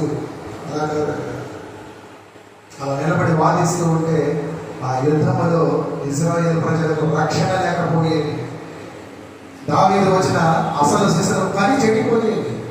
దావీదుకు తెలుసు సంగతి, ఇది కాదు నేను గొడవ పడాల్సిన సమయం, అసలు గొడవ పడాల్సిన అవసరం నాకు లేదు. నా సహోదరుడితో నేను వచ్చిన పని వేరే. అతని మౌనమే అక్కడ ఉన్నటువంటి ఇశ్రాయేలు ప్రజలందరకు రక్షణ ఇచ్చింది. ఎలాగా? అవతల నిలబడి ఉన్న గొలియాతును సంహరించడం వల్ల. సంహరించడం లేదా? అధ్యయలేదు. అదే అతని అన్నతో గొడవ పడుతూ ఉంటే వచ్చిన పని పక్కన వెళ్ళిపోయేది కదా. మనం కూడా చాలాసార్లు వెళ్ళిన పని మీద కాక పక్కన వ్యర్థమైన పనులు ఎత్తలేసుకుంటాం కదండి. అనవసరమైన పనులలో మా తలకాయలు మన కాళ్ళు దూరిస్తూ ఉంటాం. అసలు పని వెళ్ళిపోతుంది పక్కకి. అది కాదు కదా. చూడండి, ఈరోజు రక్షణ ఎందుకు అందటం లేదు అందరికీ అంటే మన సోదరులతో మనము గొడవ పడుతూ ఉంటాం కనుక. మన సంఘంలో ఉన్న సోదరులతో, మన కుటుంబంలో ఉన్న మన సోదరులతో గొడవ పడుతూ ఉంటాం కనుక రక్షణ అందరికీ అందటం లేదండి. దావీదు అక్కడ గొడవ పడి ఉంటే రక్షణ అందరికీ అందేది కాదు. అతను గొడవ పడలేదు కనుక ఇశ్రాయేలీయులు అందరూ బ్రతికిపోయారు. గొలియాతు దగ్గర బలైపోకుండా, అతని సైన్యము చేతులు, ఫిలిష్తీయుల చేతులు వారు బలి కాకుండా దావీదు మౌనము వల్ల, అతను మౌనముగా పక్కకి తప్పుకోవడం వల్ల, అతను వచ్చిన పని కొరకు అతను ముందుకు వెళ్ళిపోవడం వల్ల ఇశ్రాయేలీయులందరూ రక్షణ పొందారు. ఈనాడు నీ వశములో ఉన్నటువంటి వారు రక్షణ పొందటం లేదంటే అందుకు కారణం నువ్వు ఎవరితో గొడవ పడుతున్నావు. దేవుడు నీకు ఇచ్చిన కుటుంబంలో ఇంకా నీకు రక్షణ కలగదా సంపూర్ణంగా? నీ సంఘముకు వస్తున్న వారిలో ఇంకా బాప్తిస్మం తీసుకోవాల్సిన వారు ఉన్నారు. ఎందుకు వారందరూ ఇంకా రక్షణలోకి రావటం లేదంటే నీవు వారి రక్షణ గురించి ఆలోచించక నీ సొంత గొడవల కొరకు నువ్వు దిగుతూ ఉన్నావు. అందుకు మోషే భక్తుడితో దేవుడు అంటున్న మాట, ఎందుకు ప్రార్థిస్తున్నావు? చాలా వాళ్ళు ప్రార్థన చేశారు, సాగిపో. నిర్గమకాండం 14:15 ఉంటున్న మాట. మోషే పదే పదే ప్రార్థించగా దేవుడు, నువ్వు ఎందుకు ప్రార్థిస్తున్నావు? నీ ప్రార్థన నాకు వినబడింది, నీవు ముందుకు సాగిపో. నీవెందుకు వారి గొడవల గురించి నాకు చెబుతున్నావు? పదే చెబుతున్నావు. నాకు తెలుసు, నేను చూస్తున్నా. నీవు కూడా నాకు ప్రార్థించావు, నాకు ఫిర్యాదు చేసావు కదా. నీవు సాగిపో ముందుకి, నీవు ఆగిపోకు, నువ్వు సాగిపో. నేను ఎప్పుడు చెబుతున్నమాట, క్రైస్తవుడు ఆగిపోయేవాడిగా కాదు, ముందుకు సాగిపోయేవాడిగా ఉండాలి. మీరు ఆగిపోయే క్రైస్తవుడా, సాగిపోయే క్రైస్తవుడా? ఎలా ఉందండి మీ స్థితి? ఆగిపోతున్నారా, సాగిపోతున్నారా? ఈరోజు దేవుడు మనతో మాట్లాడుతున్నాడు. పట్టించుకోకు వారి గురించి. నేను చూస్తున్నా వారిని. నీవు కూడా నాకు ఫిర్యాదు చేశావు, నువ్వు విడిపోతూ ఉండు. నేను నీకు అప్పచెప్పాను కదా పని. దావీదుకు అప్పచెప్పాడు దేవుడు, గొలియాతును నువ్వు చూసుకో. అక్కడ నీ ప్రజలు ఉన్నారు, అతని అపకారం కింద, అతని కీడు కింద వాళ్ళు ఉన్నారు. ఆ ప్రజలను నీవు కాపాడాలంటే నువ్వు గొలియాతును చూడాలి. మధ్యలో ఈ గొడవ నీకు వద్దు. ఈనాడు నీ కింద కొందరు జనులు ఉన్నారు, రక్షణ పొందవలసిన వారు, ఇంటను బయటను. నీవు వారిని చూడాలి. మధ్యలో ఈ గొడవలు నీకు వద్దు. అదే తొలగిపో, పక్కకు తొలగిపో, ముందుకు సాగిపో. దావీదు చేశాడు పని. ఆ రీతిగా అతని సోదరులను కూడా అతను జయించాడు.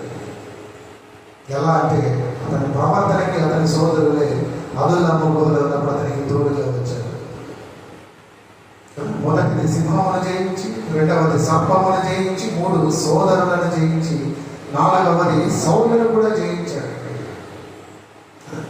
చూడండి, సౌలును ఎలా జయించాడంటే, సౌలును ఎన్నడూ కూడా దావీదు ముట్టలేదు, కనీసం ముట్టలేదండి. ఎన్నడు అందుకు ప్రభు పలుకుతున్న మాట, నా అభిషిక్తులను నీవు ముట్టకూడదు.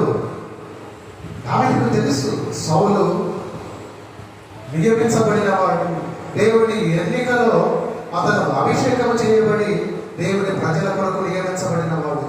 ఆ అభిషిక్తుడిని నేను ముట్టకూడదు. గమనిస్తున్నారండి? ఈరోజు మనం ఎందుకు శాపగ్రస్తులుగా ఉంటున్నాం? ఎందుకు మనం ఇంత భయంకరమైనటువంటి జీవితంలో జీవిస్తున్నాము? కదా, ఎందుకు మనం వృద్ధి పొందకుండా ఉంటున్నాం? ఎందుకు మనం సాఫల్యత లేకుండా ముందుకు సాగిపోకుండా ఉంటున్నాం? జ్ఞాపకం చేసుకోవాలి. ఎక్కడో దైవజనుల విషయంలో మనం పొరపాటు చేశాము. ఎక్కడో అభిషిక్తుల విషయంలో మన మాటను మనము తోలనాడేమేమో. కదా, జ్ఞాపకం చేసుకోవాలి. మనం విశ్వాసులుగా తెలిసి అభిషిక్తుల విషయంలో మనం తప్పుగా మాట్లాడుతూ ఉండవచ్చు. మనం ఇప్పుడు మాట్లాడకూడదు. మీ జీవితంలో మీరు ముందుకు వెళ్ళాలనుకుంటే, మీరు ఆశీర్వదించబడాలనుకుంటే, ఆ సాఫల్యతలో మీ బ్రతుకులు మీరు ముందుకు నడిపించుకోవాలనుకుంటే, మీరు గొప్ప గొప్ప కార్యాలు దేవుడి కొరకు చేయాలనుకుంటే, అభిషిక్తుల జోలికి మనం పోకూడదు. దేవుడి ప్రజల జోలికి మనం పోకూడదు. దేవుడి యొక్క ఏర్పాటులో ఉన్న దైవజనుల జోలికి మనం పోకూడదు. దావీదుకు తెలుసు ఆ విషయం. దావీదుకు తెలుసు. అందుకు చూడండి, ఒకరోజు గమనించినట్లయితే ఈ సెరూయా కుమారులు ఏమన్నారంటే, మనకు అవకాశం వచ్చేసింది, సౌలును చంపేద్దాం అంటారు. ఇప్పుడు కూడా దావీదు, వద్దు, నేను అభిషిక్తుని జోలికి పోను. ఒకరోజు సౌలు యొక్క వస్త్రపు చెక్కును కత్తిరించాల్సి వస్తుంది. ఎంత వేదన పడిపోయాడు. ఆ అభిషిక్తుని వస్త్రపు చెక్కును నేను కత్తిరించాను అని. అభిషిక్తుని విషయంలో దావీదు యొక్క చూడండి, అతని యొక్క భావన, అతని యొక్క గ్రాహ్యము ఎంత బలీయముగా ఉన్నదంటే, దేవుడు వారికి తప్పక తోడుగా ఉంటాడు. మరి ఎలా పాస్టర్ గారు, మా పాస్టర్ గారు నాకు చాలా ఇబ్బందికరంగా ఉన్నారు, ఏదో పలానా దైవజనుడు మమ్మల్ని దూషిస్తున్నాడు, అవన్నీ ఆశీర్వాదాలే. ఆ దూషణ కూడా ఇంకా ఆశీర్వాదం కదా. ఒకవేళ తల్లిదండ్రులు ఇంట్లో మాట్లాడుకుంటున్నారు, పక్కకు వచ్చేసి సంఘంలో సహోదరులు దైవ సేవకుల గురించి మాట్లాడుతున్నారా, నువ్వు గద్దించు, ఉమ్మాటికి నువ్వు వారిని ఖండించాలి. అంతే తప్ప మనము తూలనాడకూడదు. సౌలును జయించాడండి దావీదు. ఎలా జయించాడంటే, కనీసం అతన్ని ముట్టుకోకుండా, అతనితో యుద్ధము లేకుండానే సౌలును జయించాడు దావీదు కదా. చూడండి, చాలా వరకు గమనించినట్లయితే, ఒకనాడు క్రీస్తు న్యాయపీఠం ఎదుట నిలబడేది ఎవరు ముందు? దేవుడి సేవకులే. ప్రభువు చూస్తాడు ఆ రోజున తీర్పు దినాన. ఒకవేళ ఉండకూడని పరిస్థితులలో ఉండాలా, నువ్వు ప్రార్థించు. దేవుడు తప్పక మారుస్తాడు, సరి చేస్తాడు. వారి వైఖరి అంతటికి మార్చకపోతే, మారకపోతే క్రీస్తు న్యాయపీఠంలో తప్పక ముందు వరుసలో వాళ్ళు నిలబడి ఉండాల్సింది కదా. అంతే తప్ప వారి విషయంలో మనము తీర్పు తీరుస్తూ, ఎందుకు తీర్పు తీర్చబడి వారికి మరి కఠినముగా తీర్పు తీర్చబడదు. నీ సహోదరుని విషయంలో దేవుడు మాట పలికితే, అభిషిక్తుల విషయంలో నీవు తీర్పు తీరిస్తే ఆ తీర్పు మరింత కఠినముగా ఉంటుంది కదా. వారి విషయంలో మనం మాట తోలనాడితే మరి ఎంతగా మనం దేవుడి ఉగ్రతకు లోనవుతాం. గమనించాలి ఆ విషయాలు కదా. నాడు మన ముచ్చట్లలో, మన గుంపులో కదా, మన రహస్య గుంపులలో మాట్లాడుతుంటాం కదా, ఎన్నో జోక్స్ మాస్టర్ల మీద. అందరూ మొమ్మాటికి ఒకనాటికి దేవుడి తీర్పులకు రావాల్సిన వారు. అందుకు పేతురు భక్తుడు అంటాడు, ఆయన రాసిన మొదటి పత్రిక 2:18 చూడండి. ఒక మాట చూపిస్తున్న ముందుకెళ్తాను. అక్కడ రాయబడి ఉన్న మాట, ముష్కరులైనటువంటి మీ యజమానులకు లోబడి ఉండుడి. ముష్కరులైనటువంటి యజమానులు అంటే దుర్మార్గులుగా ఉన్నటువంటి ఆ యొక్క నీతి న్యాయము ఏమాత్రం లేని వారికి కూడా నీవు లోబడి ఉండాలి. అటువంటి ముష్కరులైనటువంటి వారికి నీవు లోబడి ఉండాలంటే మరి నమ్మకమైనటువంటి వారికి, దైవజనులకు మనం ఎంత లోబడి ఉండాలి. దేవుడి ఉద్దేశం ఉంటుంది, దేవుడు ఆయన చిత్తంగా చెబుతున్నాడు.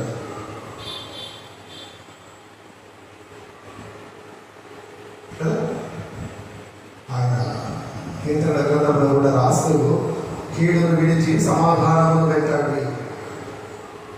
సౌలు తనను చంపడానికి వచ్చినప్పుడు కూడా ఏమన్నాడు తెలుసా?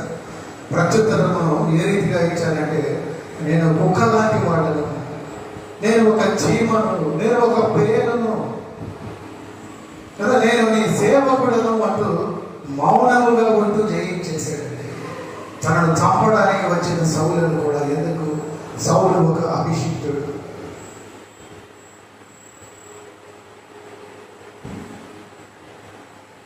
సౌలును జయించాడు, సోదరులను జయించాడు, సర్పమును జయించాడు, సింహమును జయించాడు, ఆఖరికి సాఫల్యతను జయించాడు.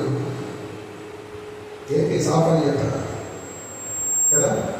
ఏదో రివర్స్లో చెబుతున్నారు సార్ మీరు. వైఫల్యతను కదా మనము జయించాలి కాదండి. నేను స్పృహలోనే చెబుతున్నాను, సాఫల్యతని జయించాలి.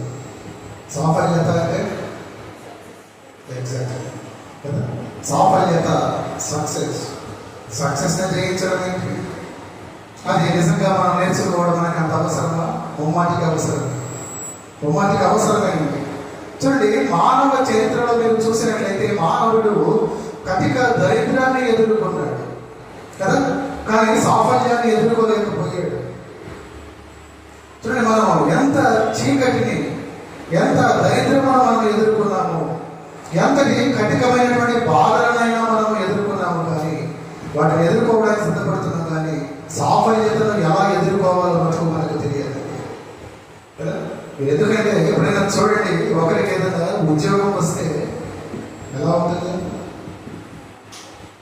వారి యొక్క ఉద్యోగాన్ని బట్టి, వారి యొక్క ఆ సాఫల్యతను బట్టి మనం వారిని ఎలా ఎదుర్కొంటున్నాం? లేదు, వారి ఉద్యోగంలో వారికి ప్రమోషన్ వచ్చింది, ఉన్నతమైన స్థితికి వారు ఎదిగారు, మంచి అధికారిగా.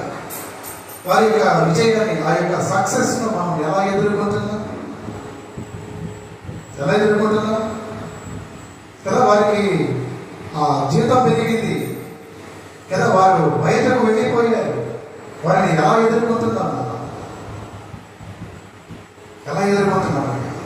కదా. కొందరు మర్చిపోతారు వారు ఎలా ఉన్నారో, ఏ స్థితిలో వారు ఉన్నారో కదా. వారు సంఘానికి వచ్చినప్పుడు వారు ఎలా ఉన్నారో ఆ స్థితిని మర్చిపోయి కదా, వారు ఆ సాఫల్యం పొందిన తర్వాత ఎలా ఉన్నారో వ్యక్తిగతంగా వారి విషయంలో మర్చిపోతారు. ఎదుటి వారి విషయంలో ఆ సాఫల్యతను ఎలా ఎదుర్కోవాలో వారు ఆ గ్రాహ్యము లేకుండా బతికేస్తూ ఉంటారు. కానీ దావీదు ఆ సాఫల్యతను, ఆ సక్సెస్ను కూడా చాలా గొప్పగా ఎదుర్కొన్నాడండి. మనందరం తప్పక నేర్చుకోవాల్సిన వారిని కదా. ఈనాడు సాఫ్ట్వేర్ ఎంప్లాయీస్లో చూస్తే ప్రప్రథమంగా వాళ్ళు కనబడే మాట, వారు ఏదైనా కంపెనీలో వారు ఉద్యోగం తెచ్చుకున్నప్పుడు నీ ఎల్పిఏ ఎంత దాని అర్థం, నువ్వు సంవత్సరానికి ఎన్ని లక్షల జీతము ఒప్పందంతో నువ్వు దిగావు అంటే నీ ప్యాకేజ్ ఎంత.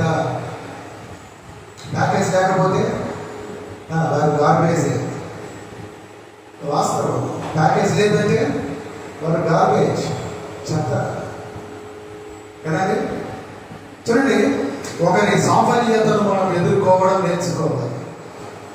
అలాగే మన సాఫల్యతలో మనలను మనం ఎదుర్కోవడం కూడా మనం నేర్చుకోవాలి. ఎందుకు ఈ మాటలు చెబుతున్నానంటే చాలా మంది వారి యొక్క సక్సెస్లో, వారి సాఫల్యతలో గర్వంతో నిండుకుంటారు. గర్వంతో నిండుకుంటారు కదా. చూడండి, అందుకు ప్రభువు ఏం చేస్తాడంటే అటువంటి వారికి జ్ఞాపకం చేయడానికి వారిని ఎక్కడి నుండి ఆయన తీసుకొని వచ్చాడో తిరిగి మరలా అక్కడికి ఆ పాత చోటికి వారిని దిగబెడతాడు. వారి యొక్క సాఫల్యత విషయంలో వారు మరచిపోయి నడుచుకున్నట్లయితే, దాన్ని ఎదుర్కోవడం వారు మరచిపోయినట్లయితే కదా, వారికి కలిగినటువంటి ఆ యొక్క సక్సెస్ను బట్టి, సాఫల్యతను బట్టి వారు గర్వంతో నిండుకున్న వారైతే కదా. దావీదు విషయంలో మనం చూసినప్పుడు అతను చూడండి, మొదటగా అతని ఆ సాఫల్యతను అతను ఎలా ఎదుర్కొన్నాడంటే, అతను అదే మాటల్లో మేము చూసినప్పుడు చదవండి, అక్కడ ఉన్న మాటలు ఏ మాట కాదు, ఈ 43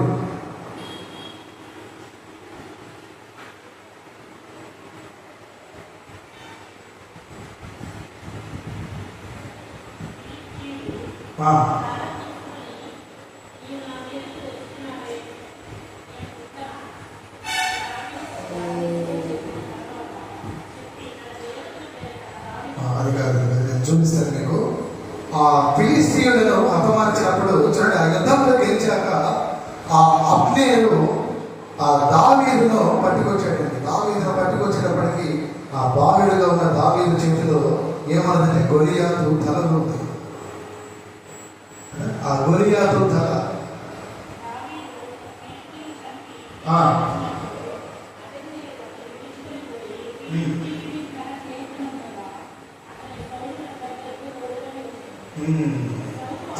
చాలు కదా. 57వ వచనంలో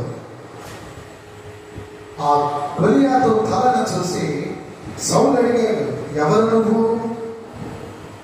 అప్పుడు పలికిన మాట అండి, మనం తీసుకున్న మూల వచనంలోని మాట.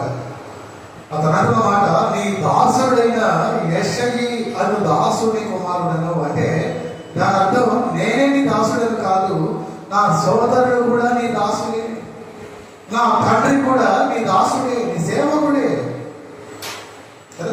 ఎంత తగ్గింపండి దావీదు జీవితంలో కదా. తనకు కలిగిన ఆ గొప్ప విజయాన్ని, ఆ గొప్ప గెలుపును కూడా అతను గర్వం లేకుండా ఎంతో తగ్గింపుతో ఎదుర్కొన్నాడు. నువ్వు ఎవరు? నీ దాసుడనయ్యా. నేనే కాదు, మా నాన్న కూడా నీ దాసుడే. యెషయి ఉన్నాడు కదా, ఈ సేవకుడు, ఆయన కొడుకును నేను. మా అన్నలు కూడా నీ దగ్గర దాసులే, నీ సైన్యంలో ఉన్నారు వాళ్ళు కదా. ఎంత తగ్గింపు కావాలని ఆ మాట పలకాలంటే. అంత గొప్ప వీరుడుగా, బలవంతుడిగా ఉన్నటువంటి గొలియాతును హతమార్చినప్పటికీ అతను ఎంత తగ్గింపుతో ఉన్నాడు అంటే, అతని సాఫల్యతను ఎంత ఘనముగా కదా, ఎంత ఆదర్శముగా అతను మనందరికీ కనపరిచినట్లుగా ఎదుర్కొన్నాడు. ఇంకా ఎలా జయించాడు అంటే, ఆ సాఫల్యతను అతను గెలిచింది ప్రభువుకు ఇచ్చి వేశాడు. ఏం గెలిచాడు? ఖడ్గమును కదా. అటువంటి ఖడ్గములకు సమమైనది ఇంకొకటి లేదని దావీదు అంటాడు. కొడుకు పలికేటమాట, ఇటువంటి ఖడ్గములకు సమమైన ఖడ్గం ఇంకొకటి లేదు. ఇటువంటి ఖడ్గమును నేను గెలుచుకొచ్చాను. ఇది నా యుద్ధంలో నాకు కలిగిన బహుమానము. అంత మాత్రం అని చెప్పి అది నా దగ్గరే ఉంటుంది అలా కాదు. దాన్ని ప్రభువుకి ఇచ్చి వేశాడు కదా, అది ప్రత్యక్ష గుడారములో ఉంచాడు. చూడండి, అతను గెలిచిన మొదటి బహుమానమును కదా, అతను ఆ మొదటి జీతమును, ఆ మొదటి ఫలమును దేవుడికి ఇచ్చి అతను తనను తాను తగ్గించుకుంటూ ప్రభువును కనపరిచాడు. ఆ రీతిగా ఆ రెండు కారణాల చేత అతను ఆ సాఫల్యతను కూడా జయించాడు. మొదటగా తనను తాను తగ్గించుకున్నాడు. రెండవది, తనకు కలిగిన ఆ ఘనమైన బహుమానమును, ఆ ఖడ్గమును దేవుని సన్నిధానంలో ఉంచివేశాడు. ఆ ప్రథమ ఫలము ఇది నేను సంపాదించుకున్నా, అయినప్పటికీ ఇది నీ సలవే, ఇది నీకే ఇచ్చి వేస్తున్నా. చూడండి, ఆ రీతిగా మనల్ని మనం తగ్గించుకుంటూ మనకు కలిగిన ప్రతి దాంట్లో మన ప్రభువుకు ఇచ్చి వేస్తూ, మనకు కలిగిన ప్రతి దాంట్లో, మనం తీసుకునే ప్రతి దాంట్లో పిడికెడు బియ్యం మర్చిపోయారు చాలా మంది కదా. ప్రతి దినము మీ నోట్లోకి ఆ చేతి వేడి వెళుతున్నాయి, అంత కొంత ఆహారం వెళుతున్నదంటే దేవుడికి మీరు ఎంత మటుకు తీసుకెళ్తున్నారండి? మర్చిపోయారు చాలా మంది కదా. ఒక కవర్ గడిచిన వారు అది కూడా లేదు. మీరు తెలుసుకొని కాదండి, దేవుడు మీకు ఇచ్చింది. మీకు ఇచ్చిన దాంట్లో మీరు దేవుడికి ఎంత ఇచ్చారు తిరిగి? ఆ మొదటి ఫలమును మీరు ఖచ్చితంగా దేవుడి సంఘాలయముకు తేవాలి, ఆయన పాదాల దగ్గరకు తేవాలి. దావీదు తీసుకుని వచ్చాడు ఆ ఘనమైన ఖడ్గమును. నేను చేసిన యుద్ధం కరెక్టే, కానీ గెలుపు నా వల్ల కాదు, నీ వల్లే ఆ గెలుపు. ఇదిగో నీకే ఇచ్చేస్తున్నా ఖడ్గాన్ని. ఉద్యోగం మీదే, శ్రమించింది మీదే, జీతము మీదే, కానీ అదొక కారణం దేవుడు. ఒకనాడు నీవు లేదు, నాకు బ్రతకడానికి ఒక త్రోవ కావాలని నీవు అడిగితే దేవుడు దయచూపి నీకు ఇచ్చిందండి. అది మరవకూడదు. ఒకనాడు పేదరికంలో ఉన్నాం, దేవుడిని అడిగితే ఆయన కొంత మనకి ఇచ్చాడు, దాన్ని మరచిపోకూడదు. అది ఆ తగ్గింపు నువ్వు తెలుసుకున్న దాంట్లో ప్రథమ ఫలము దేవుడికి ఇవ్వాలి. అలా నీ సాఫల్యతను నీవు జయించాలి. దావీదు జయించాడు. చూసారా 17వ అధ్యాయంలో ఎన్ని విషయాలంటే ఇవన్నీ కూడా ఆత్మీయముగా ఒక విశ్వాసిగా మనం జయించాలి. గర్జించు సింహము వలె ఉన్న సాధారణుడిని మనం జయించాలి. దావీదు సింహమును జయించాడు. ఆ కుయుక్తులతో నిలబడిన ఫిలిష్తీయుల మధ్యకు పోకుండా వారిని అధిగమించి జయించాడు, వారిని దాటి వేసి. సర్వము కుయుక్తులను మీరు దాటాలి విశ్వాసంగా. మీ సహోదరులతో మీరు జయించాలి, మౌనముగా ఉండిపోతూ. సౌలు కదా, నాయకుడు, అభిషిక్తుడు. ఎందుకంటే పెద్దవారైన నాయకులతో, దైవజనులతో మీకు పడనప్పుడు మీరు వారిని గురించి ప్రార్థన చేసి దేవుడిని విడిచిపెడుతూ మీరు వారిని జయించాలి. దావీదు చేశాడు. తన ప్రాణము తీయడానికి వచ్చిన సౌలుని సైన్యము, నేను కుక్క లాంటి వాడను, నేను ఎదుట చీమను, నీ సేవకుడను, దీనముగా జయించాడు.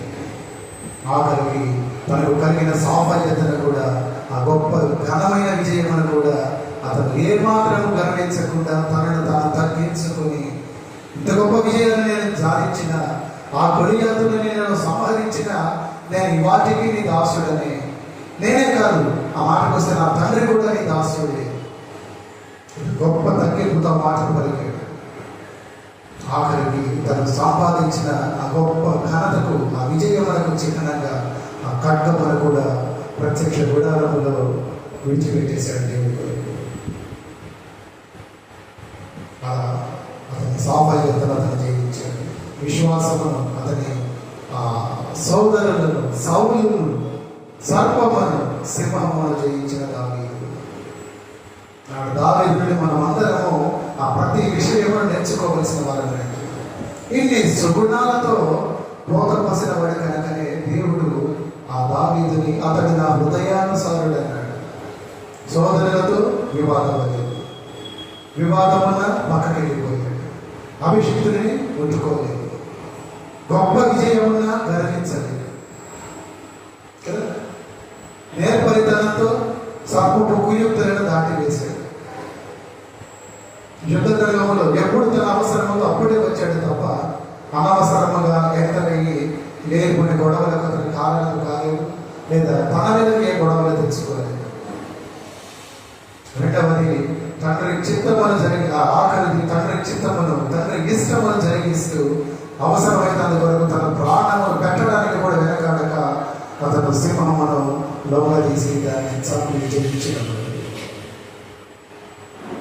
ఒక విశ్వాసానికి కావాల్సిన ప్రతి లక్షణము దావీదుని మనం చూస్తున్నాం.